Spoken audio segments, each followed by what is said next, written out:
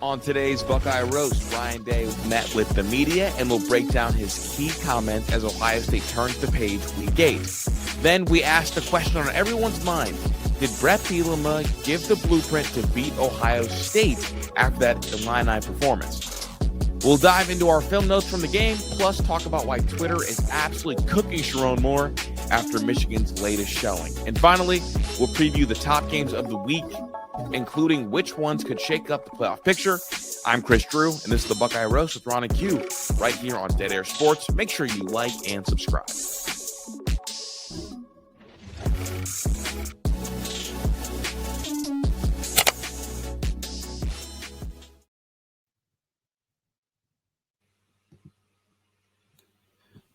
Good morning, good morning, good morning.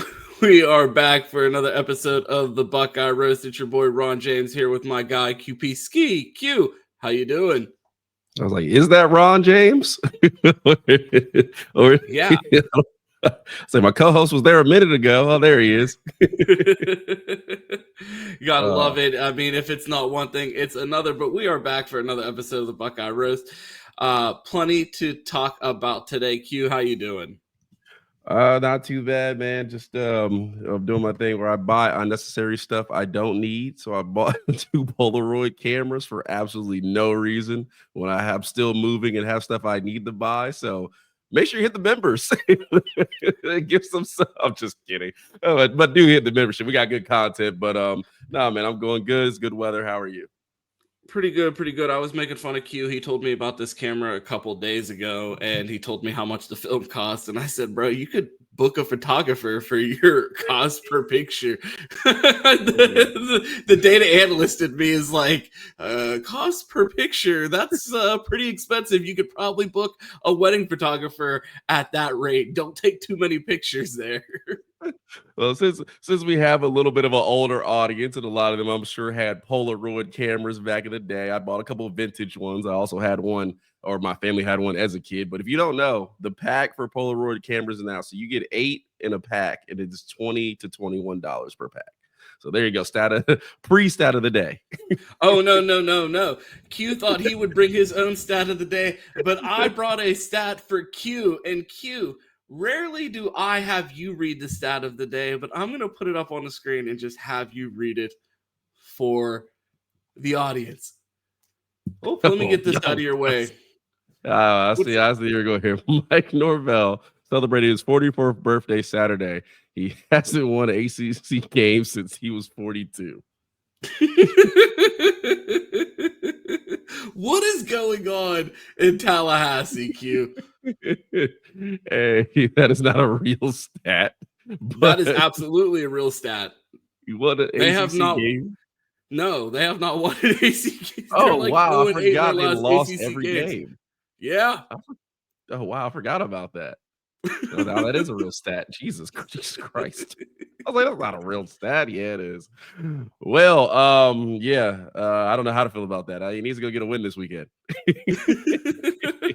I was just scrolling the timeline and I saw this and I immediately took a screenshot and I was like, I cannot wait to present this for Q. I couldn't find a more perfect or fitting stat of the day for our show. That actually makes kind of sense because he probably literally won on his last day as 42, turned 43, and then with that year of absolutely horror, or it was damn near fireable, and now we're a couple weeks in and you can't beat Pitt. Come on, man. Hey, who knows? Pitt could be on a run. They have a Ohio legend at quarterback, so something to keep an eye on. Q, we got plenty to talk about. Definitely not anymore about your god-awful Seminoles, so can we please get on with it? Best party school in the nation. Play the song.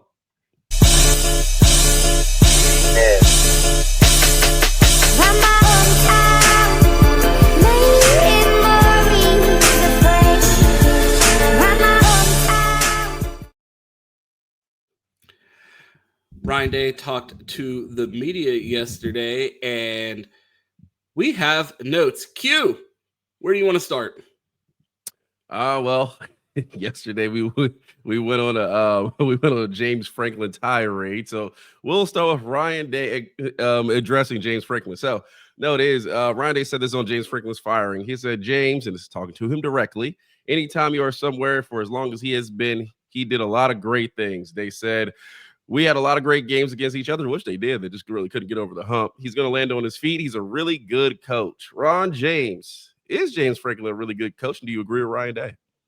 He is. I have a tweet that's doing pretty well on Twitter. I was going to say viral. It's not there yet. We'll see in the morning. But I said I have an idea of who the best coach for this Penn State job is. James Franklin.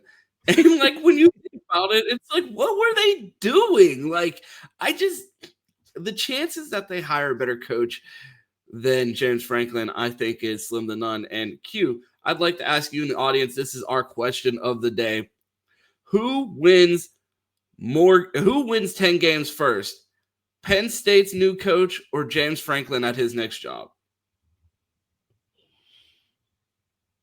I mean, probably James Franklin at his next job. I don't know what his next job would necessarily be, but if it's not in the Big Ten, I think he's not getting hired in the SEC. So he's definitely probably got a much better chance to get to 10 wins. I mean, sure about that?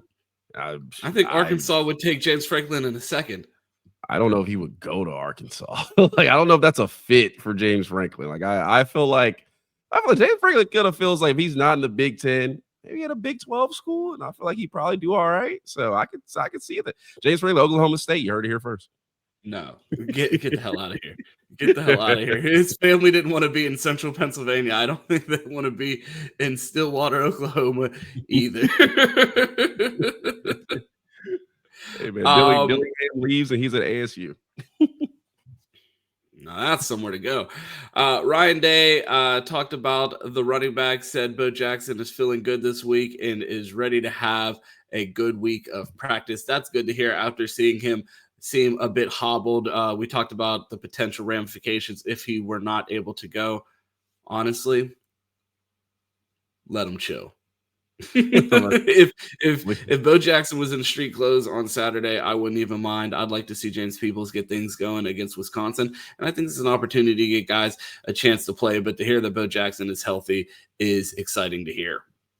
Yeah, I mean, we got 18 guys at running back. I was about to say James Peoples. Get Bo Jackson healthy. Let him take some time off. Let those guys get a spin. Obviously, Isaiah West is out there. You have other players that ready to play. Got Trevor Rogers like in the depth chart. So give some of those guys a chance. I mean, I think we're going to get to see some we better see some backup Saturday. I mean, this game shouldn't really be close by Ohio State. So we should see that. But yeah, I don't think Bo Jackson needs to play. Get him healthy. Obviously, we have not the quite stretch run of the usual Big Ten, but you want to get them healthy and playing well as we go into the playoffs of the Big Ten championship and against Michigan. So I agree with you. Absolutely. Said on the run game, we're always looking to get better. There's been some positive things across the board and then some things we need to get better at. He then went on to talk about how by the end of the season, he felt like Travion Henderson and Quinshon Judkins were able to do everything. So it really didn't tip their hand when either one of them came in the game. And he wants to get to that place with all three backs this season. So it'll be interesting to see how they continue to get these guys reps and if they're able to achieve that and make sure that these guys are able to perform in every role. And it seems like they're starting to find that balance, but you just want to see them then build on it and start to have more success. I think they're starting to find the rotation, but now everyone needs to start to settle into that role and take a step forward. Yeah, I mean, I think what Bo Jackson has on the others is just vision and feel for the game, and that's something that's like I guess more so you're born with it. Like it's very natural. You can teach certain stuff, but just the way he runs, he gets skinny through holes and picks up extra yards. I don't even think it's so much that he needs everybody to be great in the same way. I think what he's saying is he needs everybody to be able to be the best version of themselves in every aspect of the offense, whether that's in pass protection, power run game, finding ways to get involved in the pass game. So I think he's more speaking to wanting them to all be the best version of themselves in every facet of the offense, less so trying to be some great back or home run hitter. You know what I mean? I mean, fair enough. That's a good point. I mean, I'd say, yeah, if we get those guys playing well to their capabilities, I think we'll be fine. Everybody down the stretch will definitely help the team. Every time he talks to the media and the mention of the new transfer portal rules come up, Ryan Day seems to get frustrated. He hates this portal window. And I mean, rightfully so. He's going to be contending for a national title year in and year out. And the fact that this portal window is going to be in the middle of a potential playoff run is just nonsense. It needs to move back to the spring. And the NCAA, like with no power, they still find ways to just get in the way, muck up the sport. Like, should we do something that makes sense? No. But I mean, I get it. It aligns with the school period, and it allows kids to get enrolled for the spring semester. But I don't know, man. It just doesn't make sense. Or we didn't come here to play school. Like, let's be for real. We only have the power of the dark arts. So certainly you're not going to get anything good, but if we can mess something up, we will. Yeah, so the NCAA, of course, just getting in the way. Ryan Day, rightfully so, frustrated with the ruling. He said a big week of recruiting coming up on the bye week. I would imagine the staff is going to be busy on the road. And to hear him even mention it in the press conference, it sounds like Buckeyes aren't done. And you see the Buckeyes get 2 flips. I skip ahead, I guess, a little bit in the show. Some recruiting notes. I mean, they get Kamari Bing, the St. Francis safety out of Baltimore, Maryland, 3-star, not very highly rated in the 900s, but awesome offer sheet and a late riser. I think that's a guy that the Buckeyes believe could contribute within this first 2 years as a Buckeye, despite the stars next to his name. So to see them go out and get a flip, and then they go out and get Landry Breed, the offensive tackle out of Mentor, flipped him from NC State. We set the over-under at 1.5 flips for the Buckeyes about a month ago on the show Q, and the Buckeyes are cruising past the over, and it's only October 15th, and Ryan Day's talking about a big recruiting weekend on during the bye week. Do you have faith that this staff could potentially have a late surge that we haven't seen in the likes of the Ryan Day era? And it just feels like Ryan Day is just continuing to put together these infinity stones, because he's starting to get all these things right, except for beat Michigan. And if he's able to do something that we haven't seen him do in a while and get these late season flips and round this class out that people had concerns about, it'd be exciting to see recruiting surge given all of the discussion around Ohio State recruiting this offseason. Yeah, I mean, usually, like you said, it usually goes the other way. I mean, I like it. Obviously, you're adding to the class. Talk about being maybe a smaller class, but it seems like they do have some money in the bank account, some money to spend. They're going after some guys that they really want, so that's good to add to the class. Now, I don't know if this is going to make everyone happy yet, because you hear about the big names all summer, and that's what I mean. They don't even care about the games. They're like, get the 5-star. I don't care if you beat Michigan State by 42. They lost out on the 5-star last weekend, so there's definitely some recruiting heads out there that won't be happy unless they flip some guys that we talked about all summer leading in that we didn't get. But I mean, I like it. I mean, Ryan Day's obviously being aggressive. We're hoping the money starts to flow. They said it won't come this year, maybe come next season, but seems like they got a little bit in the tank. So let's see what they can do. And obviously the Buckeyes are playing good football right now. If you're a defensive player around the country, I mean, if you're not unserious, you have to consider Ohio State with the way they're playing and as fun as this defense looks. So most definitely playing good ball, and let's see what they do. Yeah, it'll be interesting to see what they do. The Buckeye staff will be on the road during the bye week. Someone else that will likely be on the road, Jameer Brown, 5-star Ohio State wide receiver commit in the class of 2027, will be taking a visit to Notre Dame. I don't think it's anything to be worried about. He has the Block O tattooed on him. Marcus Freeman is a Buckeye alum. Go visit. Why not? You know what I mean? Great connection you made there. Yeah, exactly. Keep building on that connection. Yeah, so trust and Heartline we have. Trust in Hartline we have, exactly. I'm never betting against Hartline getting a wide receiver that he wants. Circling back to Ryan Day's press conference, said through 6 games, he feels like he's starting to figure out what the Buckeyes do well. Do you think that means that they're going to start tailoring this to maximize? Were they trying to figure out what everyone does well by doing a bunch of different things, and now they're going to try to optimize this for the second half of the year? I mean, I think it gives them a flow of what their strengths are. I think we're still going to be, I mean, you look at the schedule, we're still very much in developmental process just because there's really not any games Ohio State should be concerned about until we get to Michigan, per se. So, yeah, I mean, I think they understand. Obviously, this is a pass-heavy team. We've talked about it each in, each out. The running game needs a little bit of work. Obviously, Bo Jackson did give us a spark, but we're still not exactly satisfied with what's going on. So I think they're going to work on their weaknesses, but I think this team has an identity. I mean, this defense can do almost no wrong. So I think we're pretty much solid. Like, we do defense well here. What on defense? No, just defense well. Offensively, it feels like, okay, get the running game going a little bit. Obviously, we're linking out the rotation, figuring out who's going to play. But, I mean, we're doing a lot of things well. So, but again, the schedule allows us to work on those strengths. Maybe putting, something like that. And he talked about us like having an identity, and it's like the offense is still trying to find itself. And it's like, I mean, you could go on this spiritual expedition to try to find yourself, or you could just remember that your offense is 4. Like, and if they take away 4, throw it to 17. Like, let's not overcomplicate this. You know what I mean? Like, we've seen the Buckeyes light it up before, and I have all the faith that they're going to be able to do it. Ryan Day talked about really allowing the defense to dictate what they do and take what the defense gives them, and they're not going to try to force anything in the name of explosive plays. And he was like, you know what?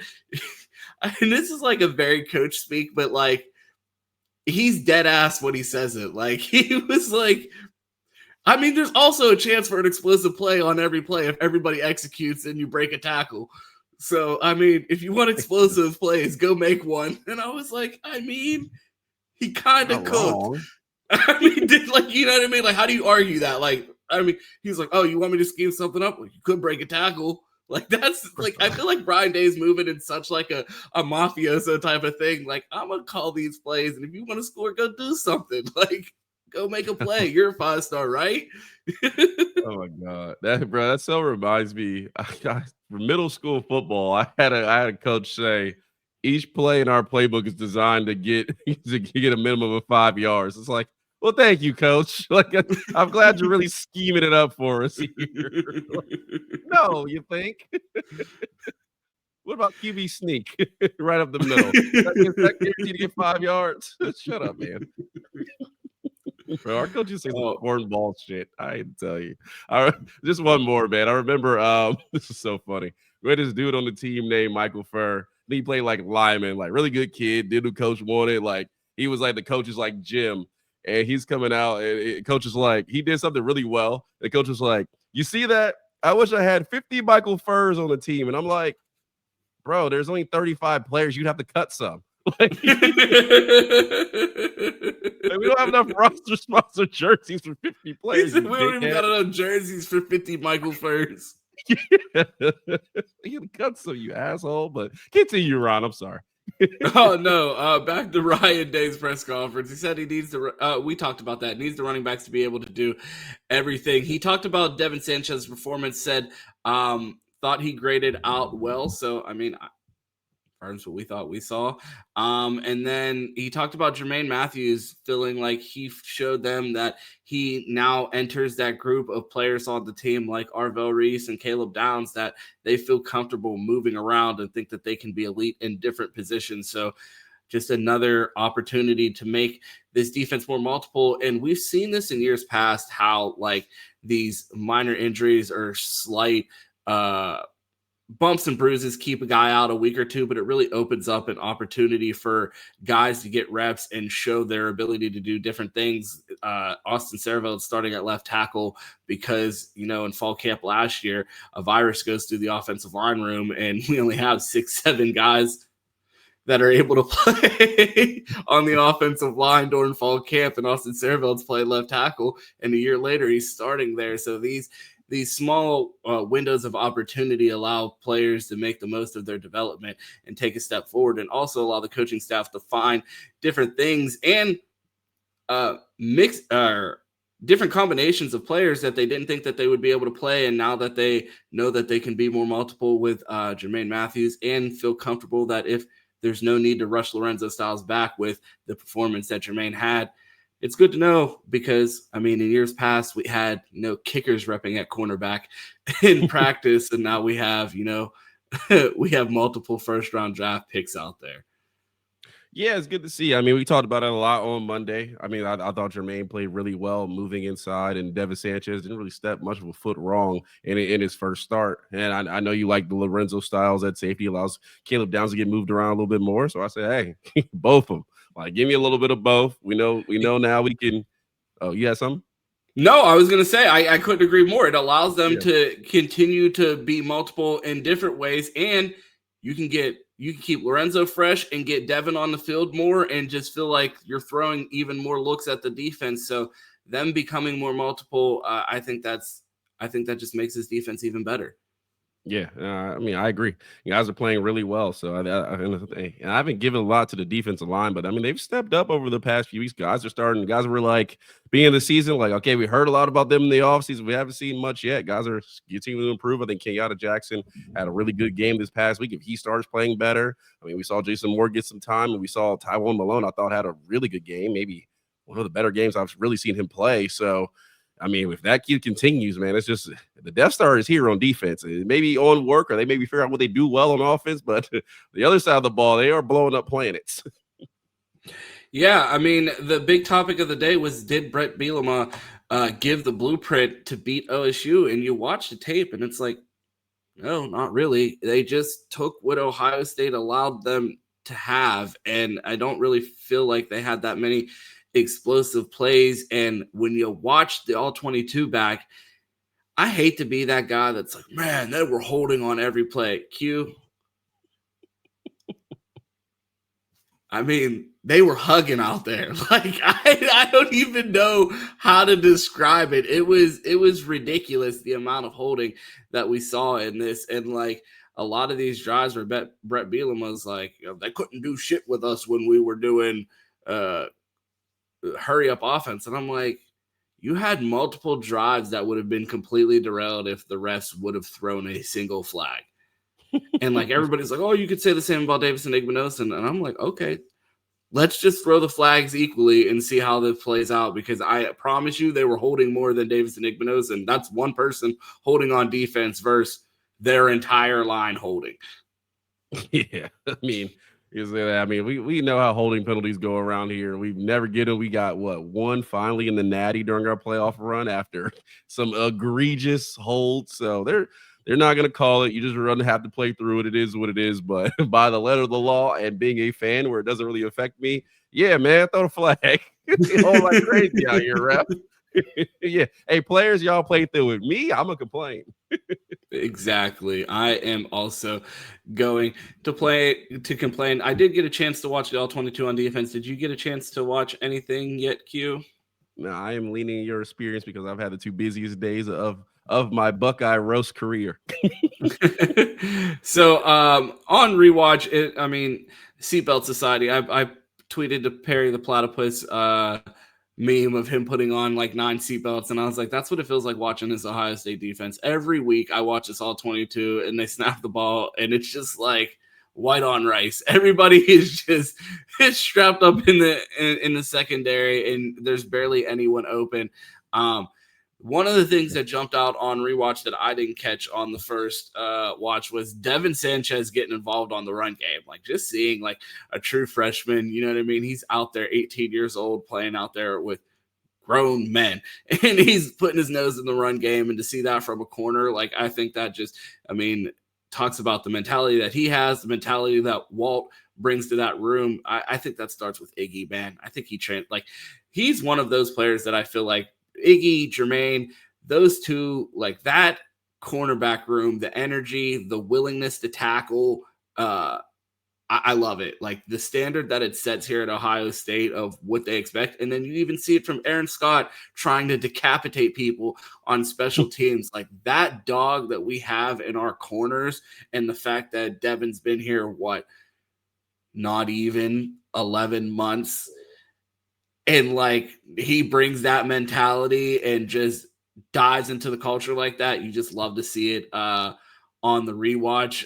And then you see the exact same thing from Jalen McClain, whether it's him coming downhill in the run game, whether it's smacking the shit out of people in the air, causing pass breakups. Like Jermaine says, the silver bullets are back, and you see them out there just causing havoc. And that was something that jumped off the screen. It's just like in years past, I mean, one of my favorite lines from Buckeye BS, a podcast that we used to do on Sundays, was Cam had the line, "I haven't heard the pads popping in Columbus since the 99s and the 2000s." And it felt like you just didn't see these violent hits.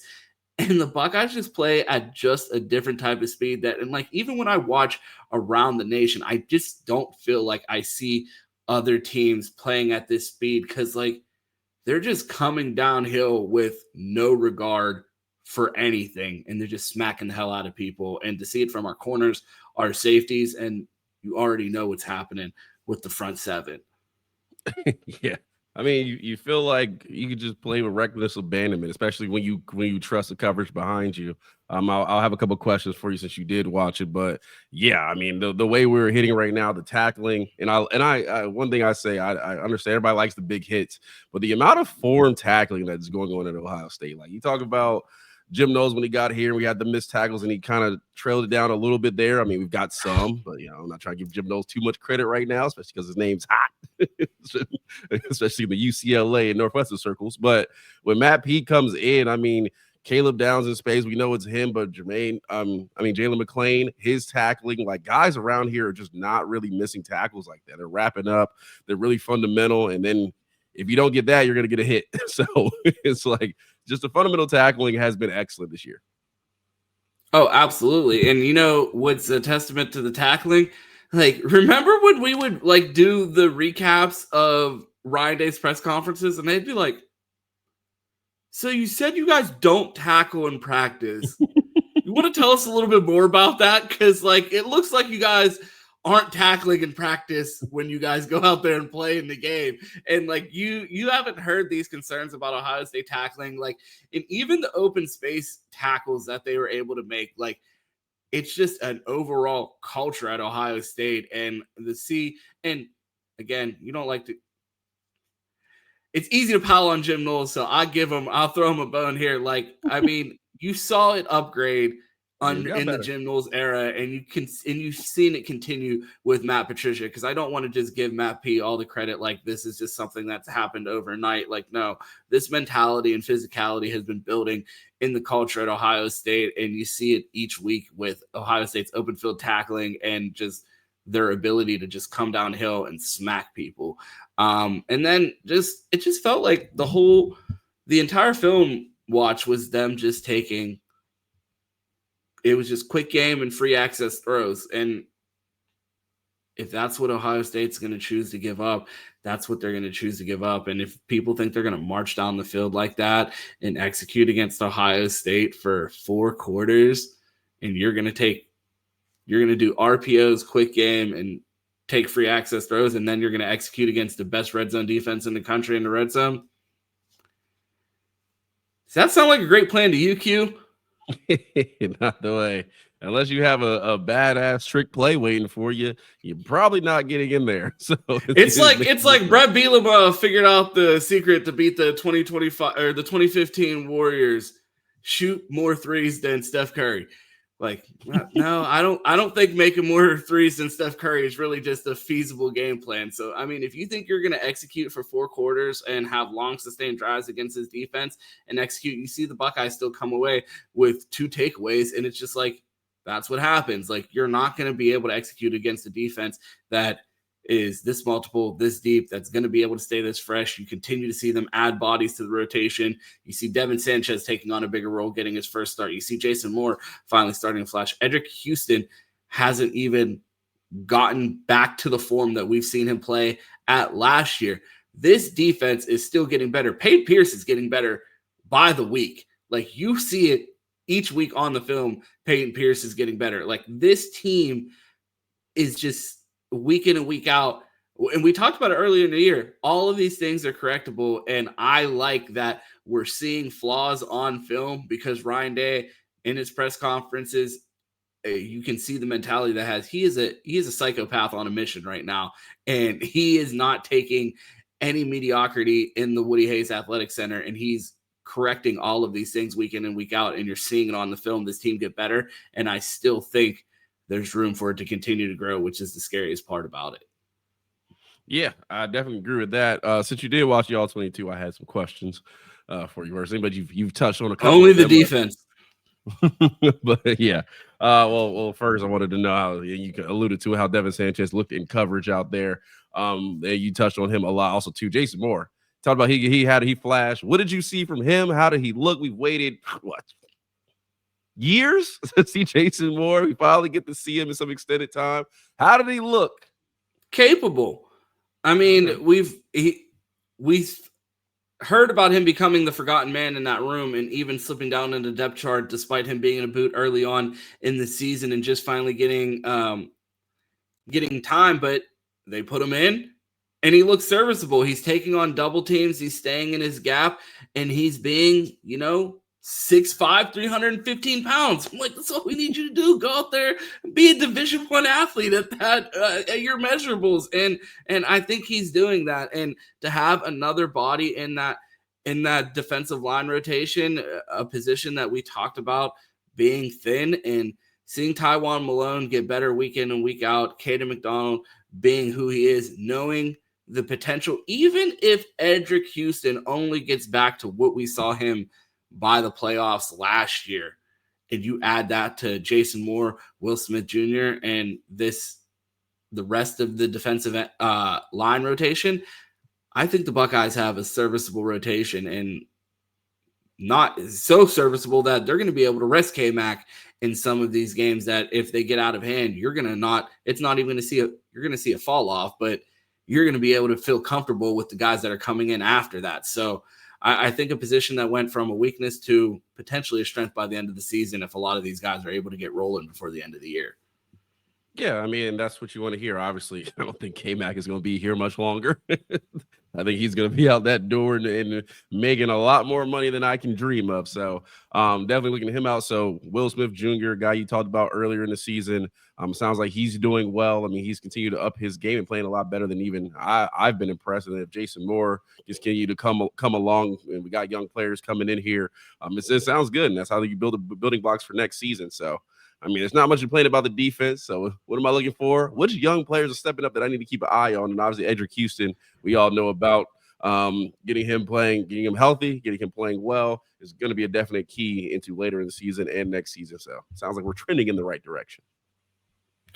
Absolutely. I mean, I think Peyton Pierce is the one to keep an eye on. The fact that they trust him to play as much as he's playing right now shows that, I mean, his future with the Buckeyes is bright, and that's going to be a guy ready to step into a much larger role with the departure of two potential first-round linebackers.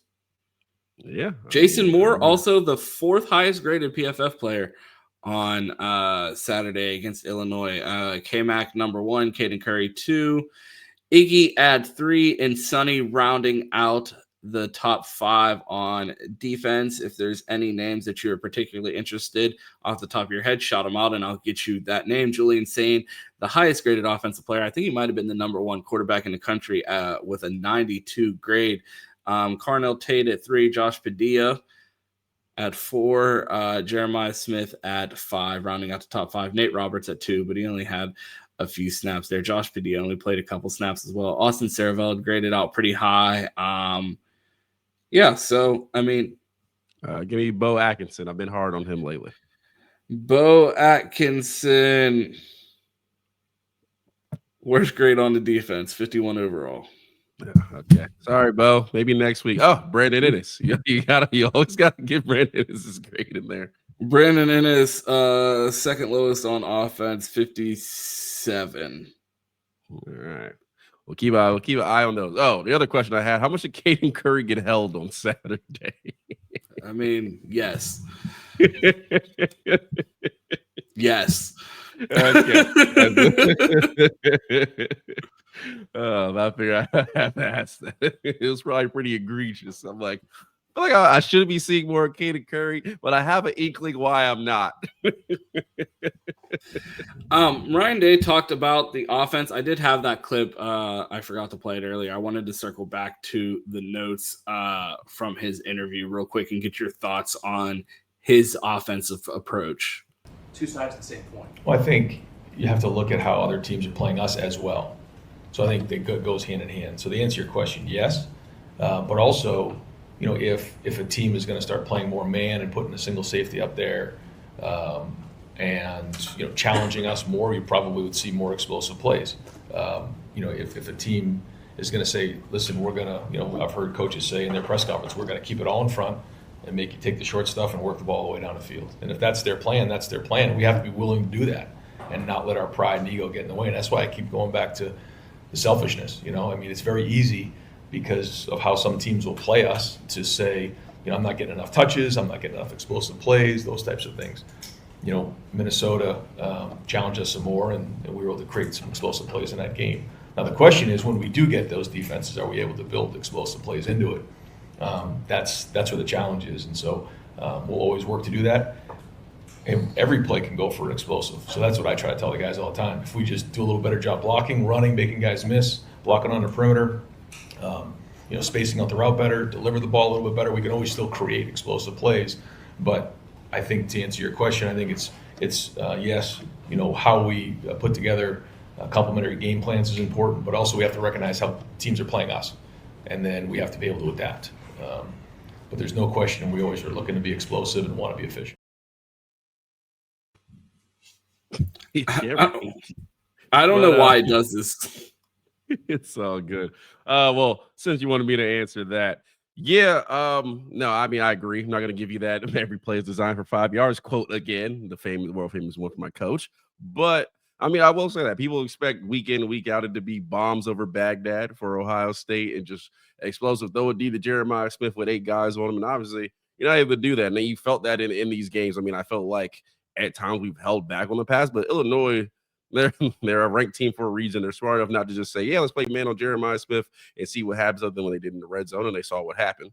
It was more so, hey, man, we're going to make you get the ball down the field. Obviously, Matt Claire's continue to get more involved in the offense, so I'm happy with that. But, yeah, I mean, anybody can break it and make explosive plays, but you got to take what the defense gives you. And, obviously, that you've seen that break and make into explosive plays. So, definitely agree with what Ryan Day was saying, and that's what I expect from the offense for the most part as we go forward. I mean, if somebody's going to give us the short plays, make you earn it, make you drive it down the field. Obviously, we didn't have a lot of yards because we started on the opponent's side of the ball a lot on Saturday, so not a ton of yards. But if they're going to give you 5-yard outs, I'll take 5-yard every play. If they're going to make you run the ball, you can run it with success, I'll take that. It doesn't have to look sexy, and as long as you like, what do they say about Ohio State? They're squeezing teams to death right now, and they're not giving up points, and they're scoring touchdowns, and they're just putting the game out of reach very early. The offense is continuing to do what they're supposed to do. Doesn't look quite sexy yet, but I agree with him, and obviously that'll come. I mean, and as this running game gets better, both Ron and I have been, a little critical of the run game at times. I don't think it's where it needs to be yet, but as it does get better, I mean, teams are going to be able to do that less and less. But they obviously watched the tape and said, these guys 4 and 17 are kind of good. Let's back up a little bit, not quite let them run past us, and then we'll see what happens. So, I mean, I agree with a lot of Ryan Day said right there. Absolutely. We'll see if they're able to continue to find explosive plays. Cam insists that they're leaving them on the field. Ryan Day kind of seemed to imply there that they're taking what's being given to them, so they're not really – he feels like they're executing on the explosive plays when the opportunities are there and they're not really missing them. But I don't know. I haven't had a chance to watch the offensive film, so that's definitely what I'm going to have my eye on. Are they leaving meat on the bone there with the offense? I mean, we won by 18. I don't know. I feel like, again, this is where we get into the nitpickiness, and I hate that, but that's what I'm going to have my eye on. Ryan Day says that they're taking what the defense gives them, so that's what I'm going to have my eye on when I rewatch the offensive side of the ball tomorrow. And that's what we'll bring back and talk about. Are they leaving meat on the bone, or are they taking what the defense gives them, and are they just executing with precision? So that's what I'm going to be looking for tomorrow. Q. Go ahead. I say Cam played in the PSAC, so with Signetti. So yeah, I gotta agree with him. Ryan Day did not play in the PSAC. So what does he know? I mean, we'll see what happens, man. I mean, we'll see what is out there on the film. I'm not sure if Cam watched the film yet. He might have seen it already. So we'll see what happens when I check it out tomorrow. So man, the that PSAC got to win at Oregon. Ryan Day couldn't get that done. I'm going with the PSAC. That's what I'm saying, bro. Fuck it. They're gonna be high. You know how like everybody goes and hires, the McVays and the Shanahans. Like if Signetti gets he's not gonna get a natty if he loses to Ohio State in the national championship. Is everybody gonna be running to hire PSAC coaches? They already are. Exactly. It's already in the works. Q, before we get to our next segment, we want to remind everybody out there, if you like the show, if you support the show, if you hate the show, make sure you leave a comment and tell us how much you hate it. But if you enjoy what you're watching, smash that like button. Make sure you subscribe to the channel. I think the analytics say about 50% of the people that watch are actually subscribed to the channel. So if you are watching and you are not, make sure you hit subscribe. Make sure you hit that notification bell. And make sure you smash that like button. It helps us a ton. And for you guys, we are sacrificing the monetization on today's episode to play an outro video for you guys, because we haven't had one for a few weeks because our old one had copyrighted music on it too. So haven't made a new one without copyright music. So we're going to run the one, sacrifice the ad money today to be able to bring that for you guys. So all we ask is a free like. We're lighting money on fire to bring you a cool outro at the end of the show. All we ask is that you like the video. That's a pack of Polaroid pictures that I get, a whole pack now that I can't afford because you want to give good content. Pictures that we just lit on fire that Q's not going to be able to take in his vintage Polaroid camera, because we are going to play an outro video for you guys at the end of the show. So all we ask is you guys smash that like button. It's free. It costs you nothing. It costs us all of our ad money. So we appreciate you guys. For those who follow me at Flyden Johnson on Instagram, I'm sorry I can't deliver this fire content because Ron wants to play highlight videos. But you know what? Hit that like button, and I may be able to get a Polaroid or two up there for you. So nobody wants Ohio State highlights over elevator music, man. You sometimes have to make a sacrifice for the people, and you hope the people make a sacrifice for you and hit that like button. So Q, the next segment. I when we get into the pre-show, I always ask Q, it's almost the first question every day. Have you been on Twitter? It's like, what do you know about what's going on in the world and what's going to be a natural reaction for you on the show? And Sherrone Moore has been the star of the day on college football Twitter. And Q, it all started with this tweet. Sherrone Moore was asked it. Oh, go ahead. Go ahead. Oh, I'll read it. Sherrone Moore was asked if there was an overall message to his Michigan team after the loss to USC. The message is pretty simple. We got to go back to work. That's why I have a blue collar jacket on. He said. So Sherrone Moore goes out, gets this jacket. Q, I don't know if you can see on this picture, but this man has the janitor patch. It says Sherrone on the jacket. So he puts on this blue collar jacket because his team has to get back to work. And it set off a firestorm on the timeline. That's why I'm wearing Chef Whites to remind the team and fans to just keep calm and let me cook. I knew this was gonna go horribly wrong. Oh Jesus, man! You want to get the next one? Come on, Q, read it. This is why I'm dressed. Oh my God, you're no good at this. That's why I'm dressed like a Mel Dom, because we plan on dominating Purdue, dominating 2-4 Purdue. Oh my God. Jesus, y'all got some of y'all need jobs. Y'all got too much time on your hands, man. Here's this one because we got a mess to clean up.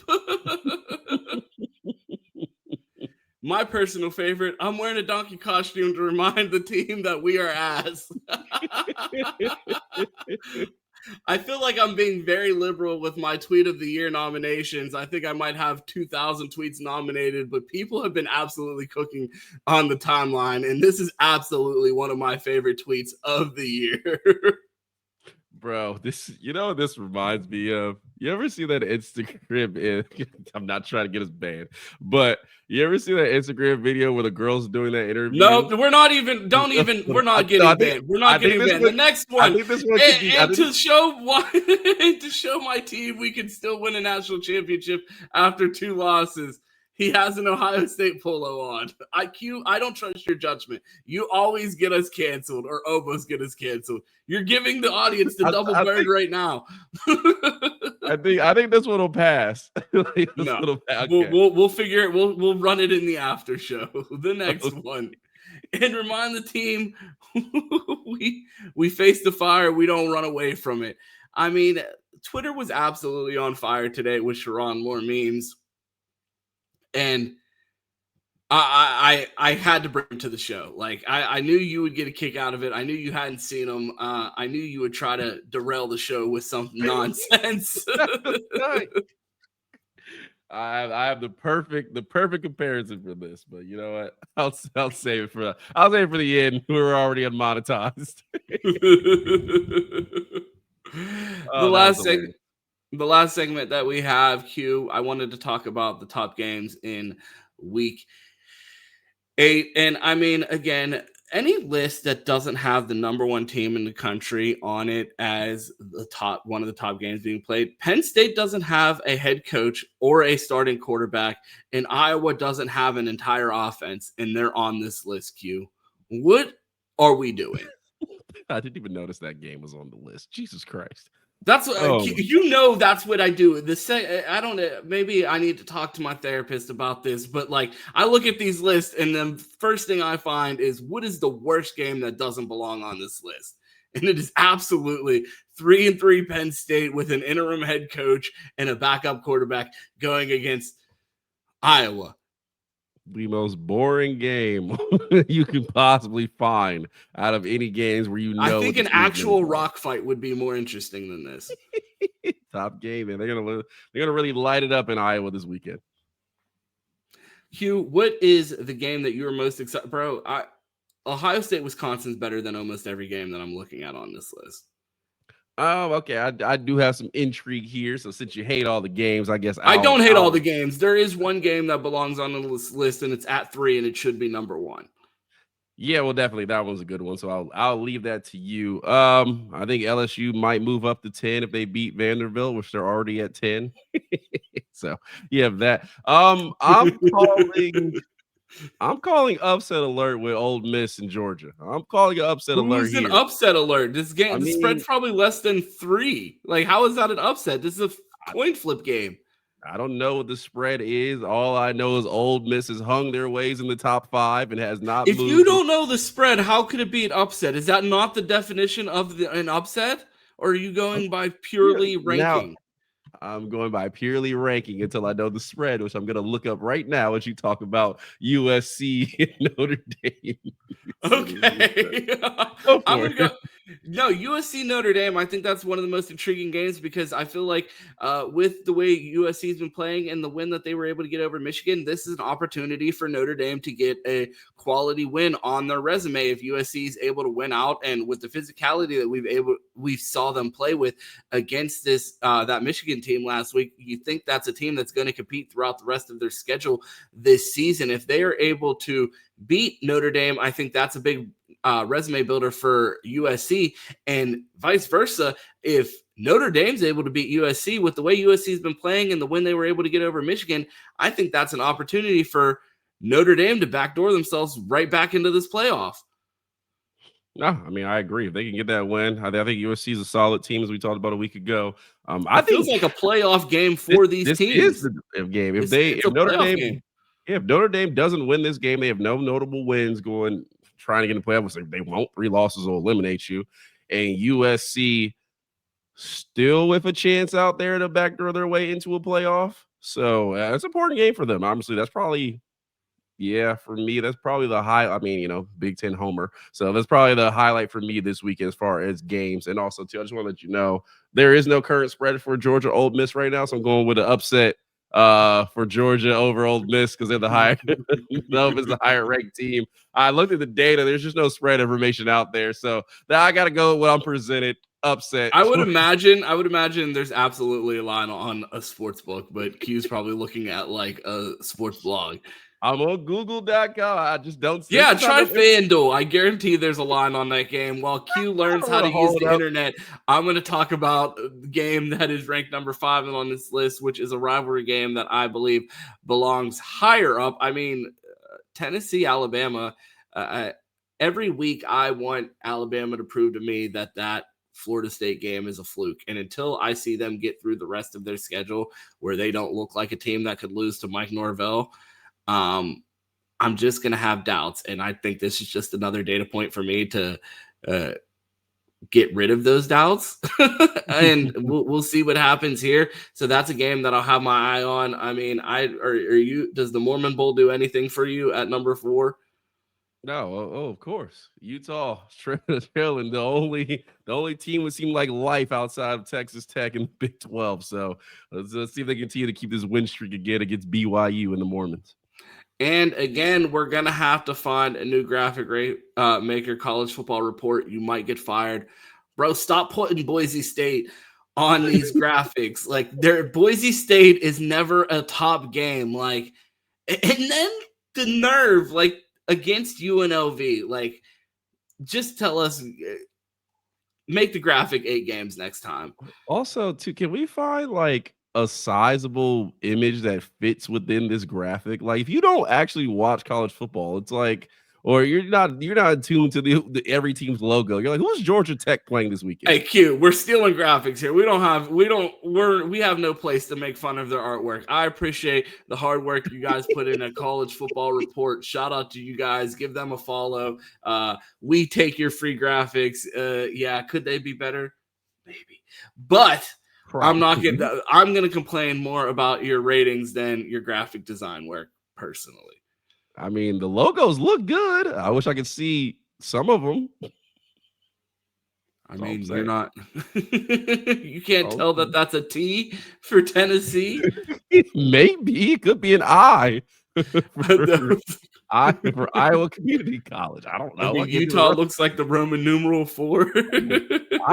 Bro, Utah looks like Mario 64, where I'm trying to get through the level without falling off. Oh man, this is a tough one for me at number 8, Georgia Tech versus the Fighting Manny Diaz and Duke. I mean, I'm riding with Haynes King here, but I always like to see Manny Diaz win. And then you made the joke that, like, no matter what happens with LSU, win or loss, they're still going to be 10. It doesn't matter. Least intriguing team to watch. Like, I feel that there was so much hype by me. I mean, my 20,000 followers on TikTok off LSU edits, but a lot of preseason hype around this team, and it feels like I'm watching a Brian Kelly team when I turn it on, and it's boring as all hell. No, I mean, I agree. I mean, again, they only said with the one loss, so certainly can find their way into the playoffs right now. But yeah, I'm just like, I just don't quite believe in them right now. I think the belief is low. Maybe go blow out Vanderbilt, who seems like a decent team. Blow them out, and I'll have a little more faith. Maybe they'll move to 8. Blow them out. We'll see them at 8, and then a little more confidence going forward. Probably a big game for Ty Simpson here. We know how the on-3 Heisman poll works. If you lose, you're out. So.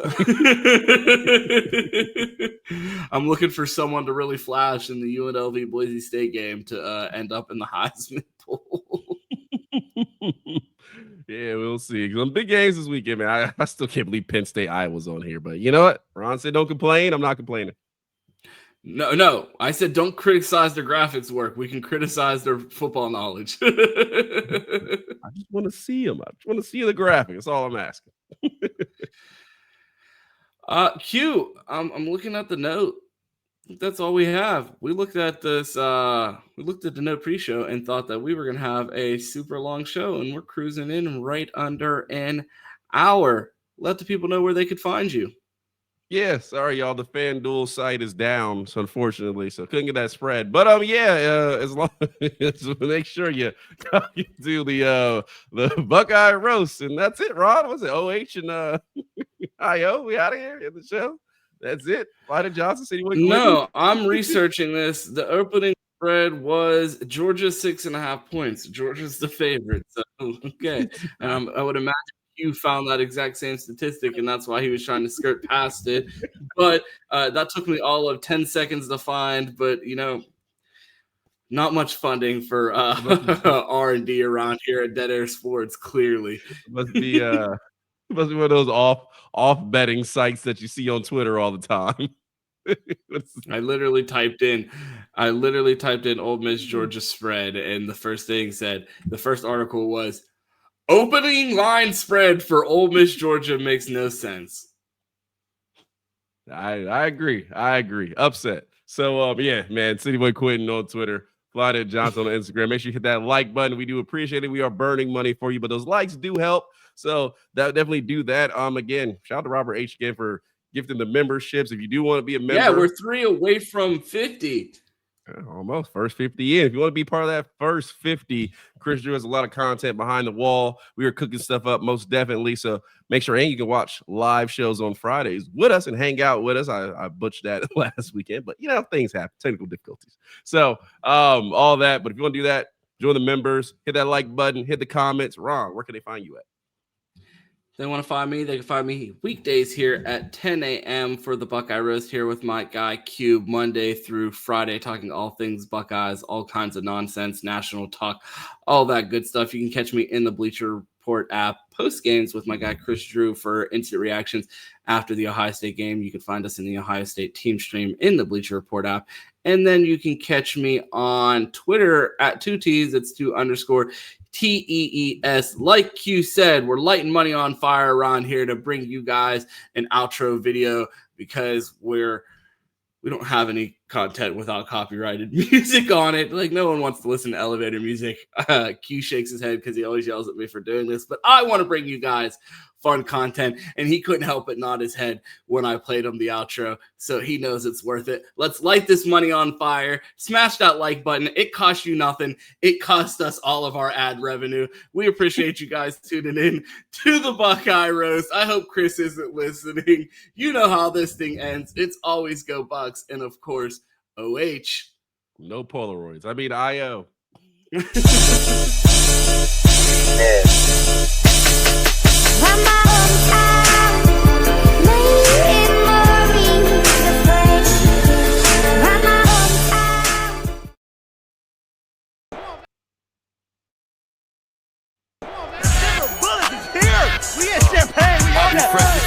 When I hit the scene, everybody know me. 40 tuck in my skinny jeans. I'm so fucking low key. All hundreds, finna go get some cream. This another show week. It's a show week out to 7 days. I gotta pick up 40. Mama told me, baby, get you some sleep. Gotta turn down, move slow, please. I go home, rock my son to sleep. Gotta stay awake, get more of these. Nigga, you mad cause you ain't getting no cheese. Whole hood charge you whole fee. Sometimes there's no one to watch over me.